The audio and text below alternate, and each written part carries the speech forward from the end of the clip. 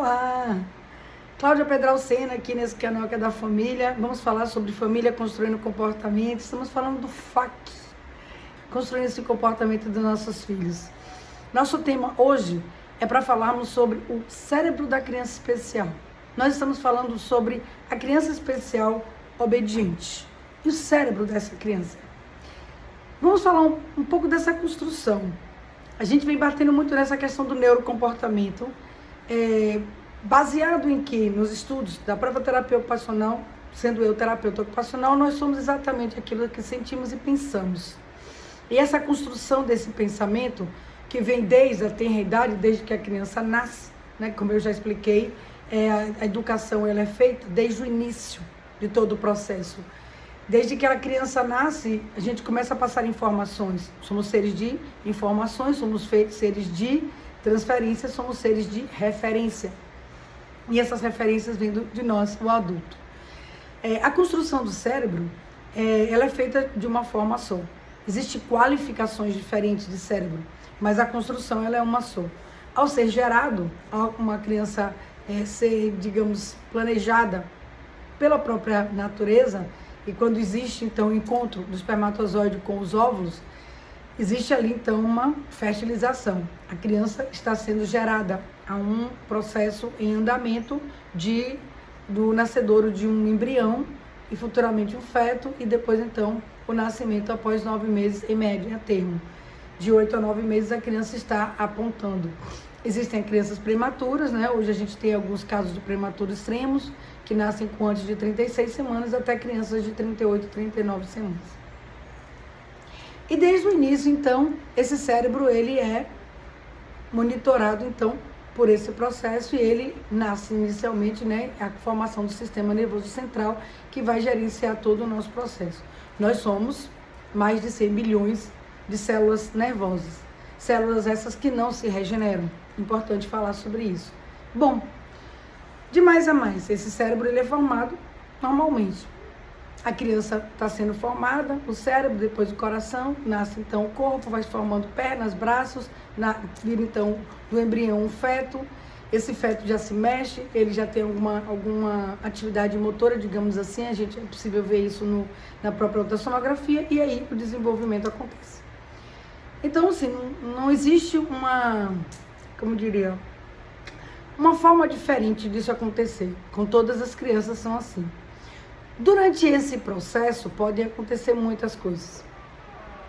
Entre elas, as síndromes, que a gente não sabe exatamente a causa, e de repente existe uma má formação, tanto uma formação neurológica como uma má formação pode acontecer fisicamente.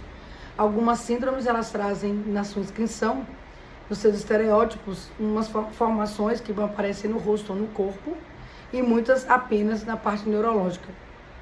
Síndromes essas que podem trazer causas, né, ou consequências como os déficits intelectuais, como no caso da síndrome de Down, e outras, às vezes, não ocorre isso apenas numa questão física. Às vezes, por questões metabólicas, e etc, etc, etc. São milhões de hoje de síndromes que estão acontecendo, né? E é uma mutação, uma modificação genética que ninguém sabe ainda a causa dessa situação. Ocorre exatamente no momento quando a criança entra em processo de formação do embrião. Além dessa, existem muitas outras situações.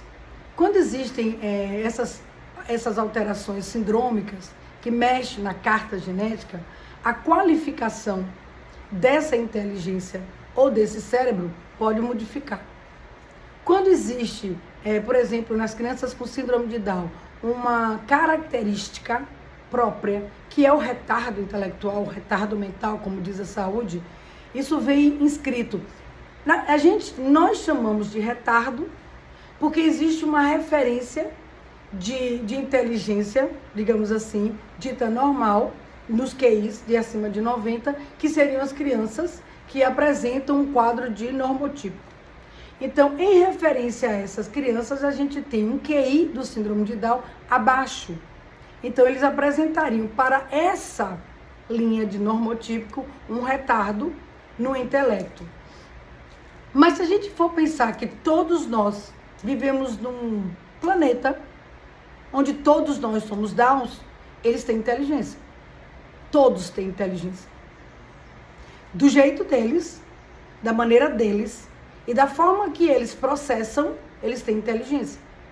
Em relação à nossa inteligência, para a nossa evolução, a gente tem espontaneidade, criatividade, rapidez e raciocínio, logicidade. A gente tem complexidade, subjetividade, entendimento dessa subjetividade e interpretação, que é o que vai faltar ao cérebro da criança com síndrome de Down. E levando em consideração que hoje a gente tem, inclusive, crianças que apresentam síndrome de Down com evoluções bastante significativas em relação, inclusive, a esse processo todo. É uma evolução dessa espécie, na verdade. A gente vai ter também outros casos, a gente vai ter um leque que a ciência hoje consegue perceber em níveis de leve, moderado, severo e severo profundo. Ela consegue observar em 4 níveis, praticamente, o desempenho dessa criança que apresenta uma deficiência, importante, uma deficiência na sua inteligência. O que acontece, então? Essa criança, ela apresenta um déficit na área da inteligência. Então, essa inteligência, ela não processa, ela não faz os artifícios necessários e estratégicos para o entendimento e a compreensão das situações. Isso em termo leve, moderado, severo, severo profundo. Em 4 níveis diferentes, a criança vai compreender de forma diferente. Aqui, no leve, ela vai compreender sim e não, regras de modo geral, o que é certo, o que é errado, o que é moral, o que não é. No intermediário, ela também vai entender certo ou errado, o que é bom, o que não é, o que é certo e o que é errado, o que deve e o que não se deve fazer, se pode, se não pode. No severo, a criança, ela entende o que é sério e o que é brincadeira, o que deve e o que não deve fazer. Ela sabe o que é certo e o que é errado, mas ela não compreende por quê. Ela não sabe por que aquilo é errado. Ela vai funcionar como um bebê. O bebê sabe o que é sim, o que é não. O severo também vai compreender o que é sim e o que é não. E vai compreender e fazer ou não o que se deve fazer. O severo profundo, ele é menos do que... Digamos que o severo, ele esteja na faixa de 1 a 2 anos de idade. E o severo profundo esteja mais na fase do bebê. E mesmo assim ele consegue compreender o que é bom e o que não é. Eles não sabem por quê e não vão compreender a subjetividade de que isso dói, isso machuca, não pode, isso quebra, isso fere. Porque quando a gente fala dessa forma, fala de ferir, de machucar, a gente está falando de subjetividade, a gente está falando de abstração. Enquanto eu não me ferir, aí, e ver descer o sangue e sentir que aquilo é dor, eu não consigo conceituar porque eles são concretos. E concretos para eles é exatamente isso. Sim, não. Pode, não pode. É assim que a gente vai trabalhar com eles. Isso não impede eles de entenderem. Porque aconteceu no cérebro dessa criança uma lesão, que ela pode ser pré, peri e pós-natal. Antes, durante e depois do nascimento da criança. Ela pode ser no processo gestacional, durante o nascimento e depois desse nascimento, até 30 dias depois. É considerada uma causa pós-natal para um trauma e que se tenha como consequência uma deficiência intelectual. Uma queda, uma lesão muito forte na cabeça, um TC, né, que é o traumatismo craniano, ou um TCE, que é um traumatismo crânioencefálico. Ia depender da dimensão disso tudo.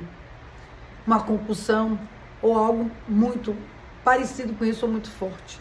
Ou mesmo uma desnutrição muito, aparentemente profunda, né? Como determinadas crianças de Biafra que a gente viveu alguns anos atrás. E a desnutrição, de modo geral, leva a casos como esse e muitos outros fatores que vão levar a esse quadro de deficiência intelectual, né? Normalmente falada, mas retardo mental, como eu já falei, que é o CID-F70. Então, esse cérebro dessa criança, ele é A construção dele foi igual de todo mundo. A qualificação dele depende da genética do pai e da mãe. Agora, os transtornos ou as deficiências que ocorrem nessa inteligência é que vão qualificar, então, a forma de aprendizado dessa criança.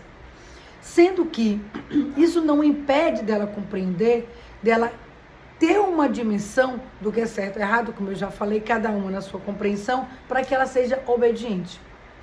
Vou dar uma pausa para a gente continuar em relação à questão desse entendimento dos pais, que é a minha preocupação, quando a gente fala nesse canal, quando a gente traz o FAQ, que é a família construindo comportamento, e a gente vem falando dessa criança especial, e a minha preocupação de passar para você, que essa informação não é uma informação só para a criança especial, mas para uma dimensão muito maior, qualquer criança vai compreender isso, é de que essa criança, ela apresenta sim uma lesão, mas isso não inviabiliza, não inutiliza a criança. Quando essa história começou, quando começaram a se compreender essas crianças, pararam inclusive de querer matar as crianças, de fazer infanticídio com essas crianças porque elas eram deficientes, e isso aconteceu há muitos anos atrás, é porque se descobriu que essa criança ela tinha uma chance de evolução. Na época não se sabia por quê, não se entendia por quê. Mas com o decorrer dos anos, em praticamente há mais ou menos 20 anos, a própria neurociência, que é disso que a gente fala aqui, de neurocomportamento, mostra que através da plasticidade cerebral, que é um processo do cérebro fantástico, de fazer modificabilidade para conseguir fazer com que a criança aprenda, desenvolva, evolua, dentro da sua perspectiva, uma grande lesão, uma pequena evolução. Uma pequena lesão, uma grande evolução. Muitas vezes a gente consegue superar, existem superações de situações, não cura, porque uma vez lesado, o cérebro não se manifesta na cura, ele não se refaz. Mas a plasticidade cerebral utiliza outras áreas, ele procura outros acessos para que aquela função lesada, através do potencial cerebral, possa se realizar. Isso em termos de uma criança que não vai conseguir ler, mas consegue conviver, uma criança que conhece letras, mas não consegue ler, uma criança que faz as sílabas, mas não consegue ler, uma criança que consegue ter as sílabas, consegue ler e não interpreta, e uma criança que lê, consegue letras, lê, interpreta e é complexa. Nesse nível de situações, uma régua de situações para vocês. Então, o cérebro da criança com deficiência, ele é um cérebro que foi lesado. Não tem cura, porque as células nervosas, elas não se regeneram. É como eu costumo dizer, é como cabeça de fósforo. Queimou, não tem jeito, não tem recuperação. Mas ele tem, na verdade, o próprio cérebro, ele tem reabilitação. Porque através da plasticidade cerebral, a gente consegue que essa criança evolua.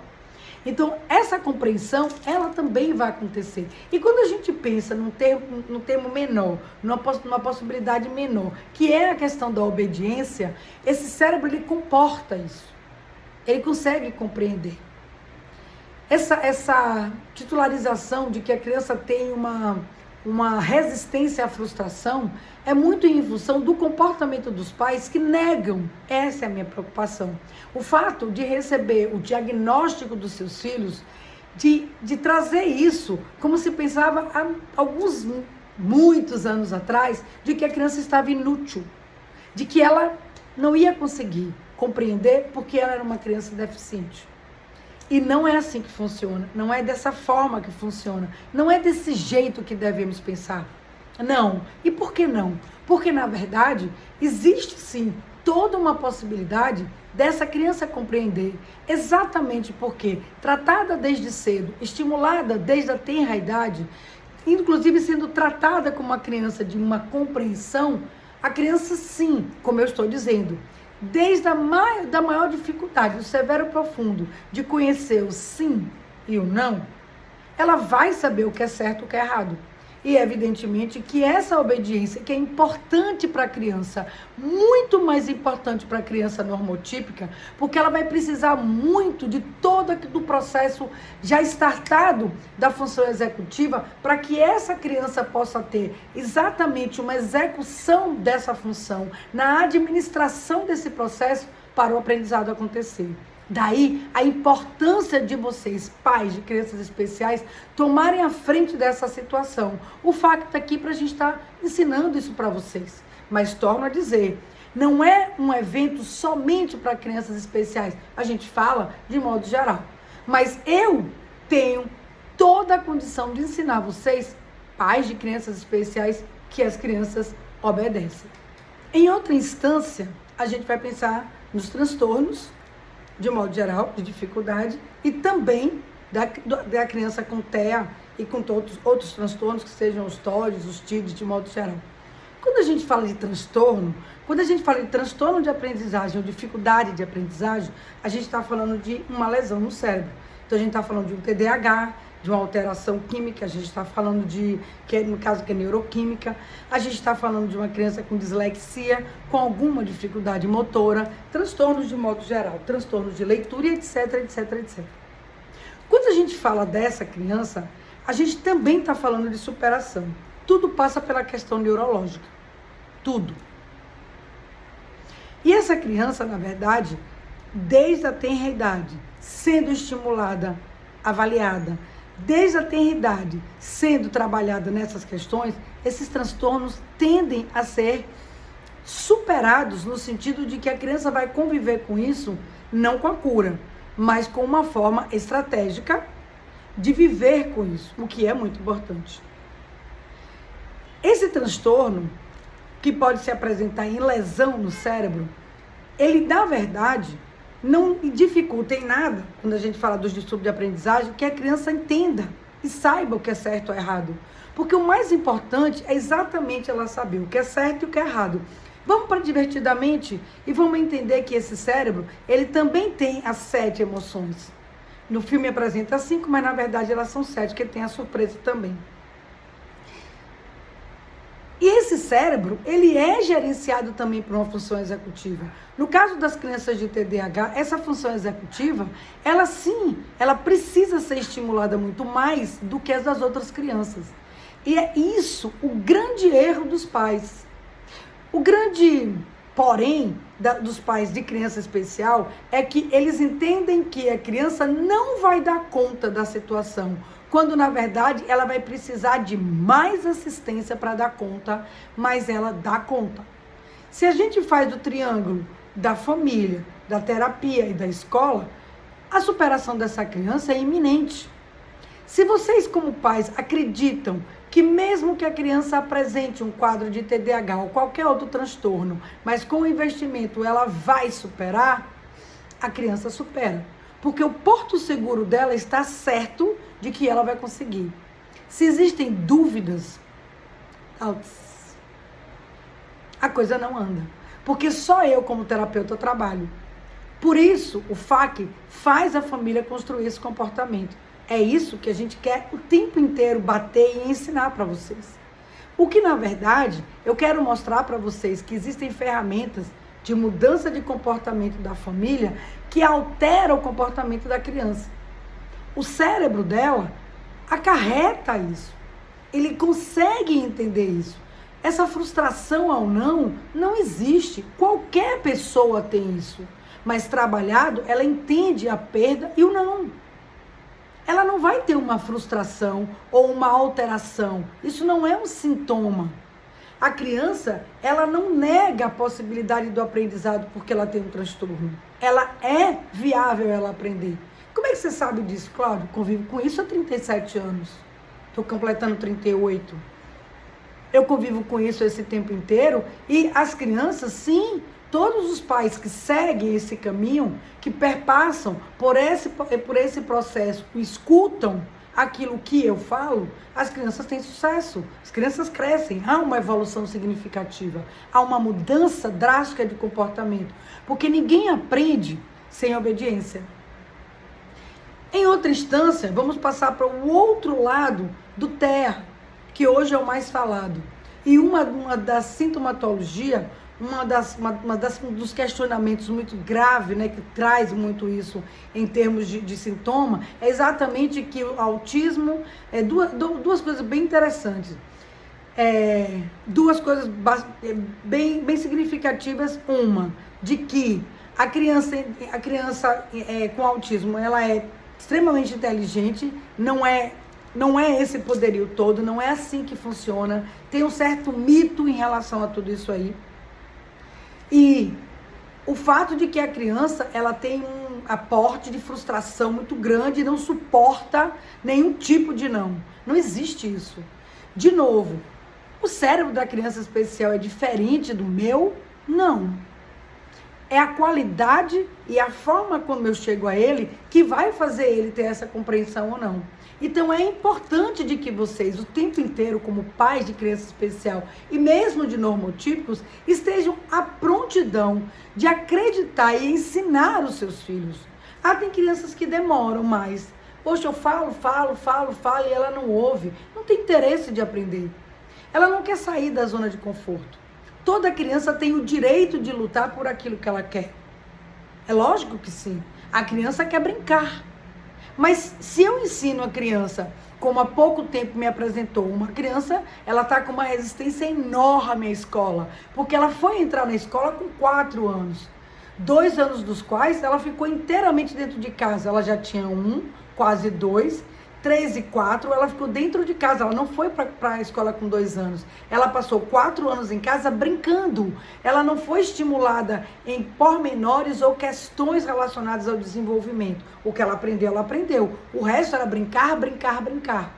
Quando ela chega na escola, com quase 5 anos, foi complicado para ela, porque existe uma rotina, existe um sentar, existe uma hora de fazer as coisas, existe a hora do aprendizado, existe a hora do contato com coisas que são formalizadas.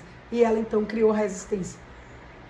Ela chega para mim com um quadro de autismo, mas ela não foi estimulada desde o início. Cláudia, quando é que a gente começa a educar filhos? Quando coroa, botou a cabeça do lado de fora, tá na hora de começar. Não tem jeito de ser diferente. Hoje nós estamos com um grande problema com essa criança dentro da socialização, seja ela no meio ambiente, como seja na escola. É uma criança que não aceita nenhuma intervenção, é uma criança arisca, mas é uma criança que quando ela quer qualquer coisa, ela vem, ela abraça, ela fala, ela beija, ela compra, ela usa de todos os artifícios. Tia, eu gosto tanto de você, tia, eu quero brincar. Ela joga, mas ela está com suspeita. Mas essa suspeita é em cima de sintomas que podem ser modificados a partir do momento que a gente começa a fazer intervenções mais largas em relação a ela, até que a gente possa realmente isolar os sintomas. É aí que eu quero chegar. Isolar os sintomas que são comportamentais, para sabermos o que é de fato neurológico. Uma vez que, na omissão do comportamento de autoridade dos pais, na instalação do aplicativo função executiva com o uso do não e o gerenciamento do que é certo e errado, quando há negligência de todos esses processos, onde os pais não atuam porque acreditam que o cérebro da criança não vai funcionar, a gente não starta o desenvolvimento administrativo do cérebro. O que acontece? A gente cria sintomas.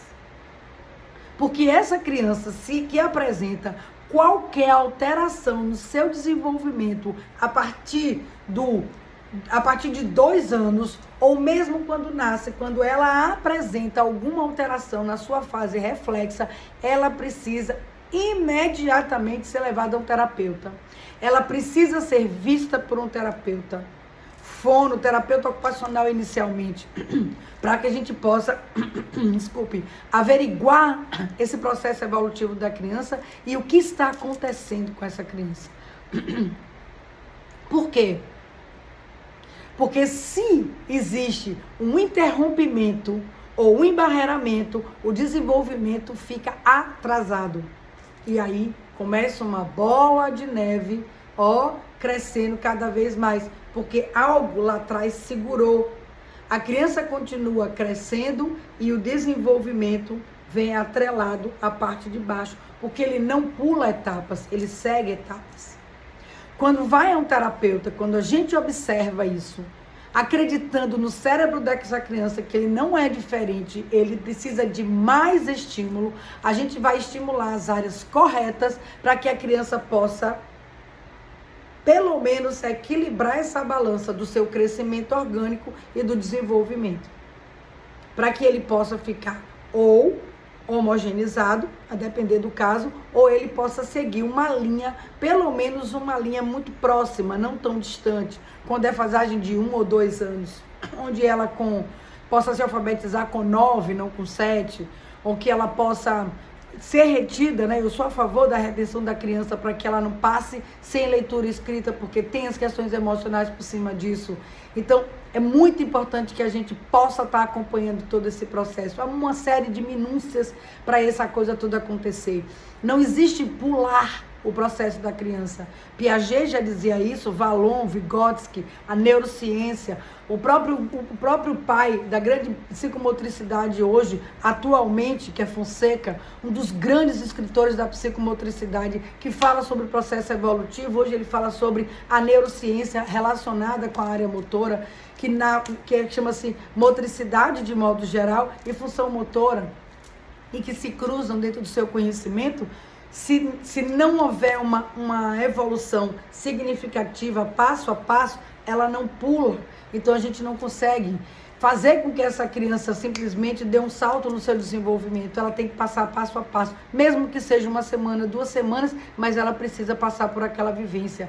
Porque a criança amadurece exatamente com experiência.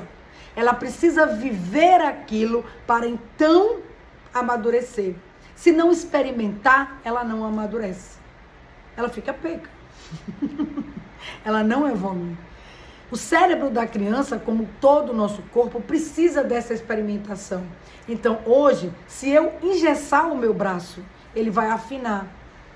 Eu vou precisar fazer, quando eu tirar o gesso, eu vou precisar fazer mais exercícios com ele do que com esse, porque esse afinou. Porque durante o processo do engessamento, 1 mês, 1 mês e meio, o meu músculo ficou sem função. Então, ele tende a atrofiar. Então, eu vou precisar fazer mais exercício com ele para que ele volte a ficar igual ao outro, ao que ele era antes. Aí a gente pensa o quê? Pô, mas vai conseguir? Claro, porque ele tem uma memória muscular. Ele passou 1 mês e meio parado, ele não parou 1 ano, 2 anos, 3 anos. As pessoas, quando ficam em coma, elas perdem peso e emagrecem porque o músculo fica inativo. Ninguém passa 1 ano deitado numa cama e levanta para andar. Não, porque não existe músculo para isso. Vai precisar de todo um processo reabilitador. A criança, o cérebro dessa criança, o tempo inteiro precisa desse estímulo. Sendo ela normotípica ou não, isso vai ter que acontecer. Então, não existe uma diferença na construção, existe uma diferença no meu olhar de qualificação. É preciso que vocês entendam que seu filho tendo ou apresentando um diagnóstico, aí é que ele vai precisar realmente da educação informal e de vocês. Independente, inclusive, de ser mandado e enviado para uma terapia. Mas é muito importante que vocês tomem a frente. Que vocês sejam exatamente o que eles precisam, os pais, que tenham toda uma garantia de uma autoridade, que esse não exista e que sim e não possam acontecer, porque é isso que vai ajudar a criança a crescer. A permissividade, deixar com que a criança decida o que ela quer, não vai ajudar de jeito nenhum. Muito pelo contrário. Muito pelo contrário. Aí é que o nível de evolução cai significativamente. Ok, gente. Eu espero que vocês tenham compreendido que o cérebro da criança especial não é diferente. Não. Ele precisa, sim, de ser mais administrado, mais, inclusive, alimentado. E vocês orientados pelos terapeutas de como fazer isso, porque existe um atraso.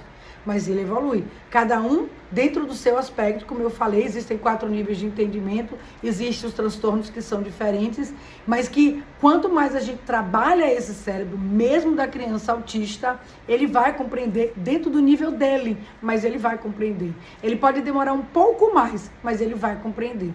Lá na frente, os frutos, todos serão colhidos de uma forma muito boa. Mas se a gente deixa pra lá, se a gente aposta nisso, realmente a gente não vai colher muitas coisas legais, não. E outra, suportar isso não é muito fácil. E é essa a minha preocupação com as crianças. Bom, gente, mais assuntos virão. A gente vai continuar aqui, falando sobre o FAQ. Vamos, família, vamos construir comportamento juntos. Eu tô aqui, eu sou Cláudia Pedralcena. Fica com a gente. Se você quer saber mais, traga assuntos pra gente discutir, traga perguntas, discussões, questionamentos. Traga as suas dúvidas e até assim, refutem. Cláudia, isso não aconteceu comigo, eu não consegui. Aí eu vou dizer pra você assim, vem comigo. Vamos construir junto esse comportamento, família. Eu vou ensinar a você como fazer isso. É claro que palestra só, e isso eu já cheguei à conclusão, a gente não vai conseguir. Mas juntos, a gente consegue sim. A gente muda isso. A gente faz o nosso filho evoluir. Conto com vocês. Vão lá, ó, aciona o sininho, dá o nosso like, conta com a gente. Ó, bota sugestões de vídeos. Façam perguntas que eu vou trazer para vocês bastante informações. A gente continua junto aqui com vocês. Beijo no coração.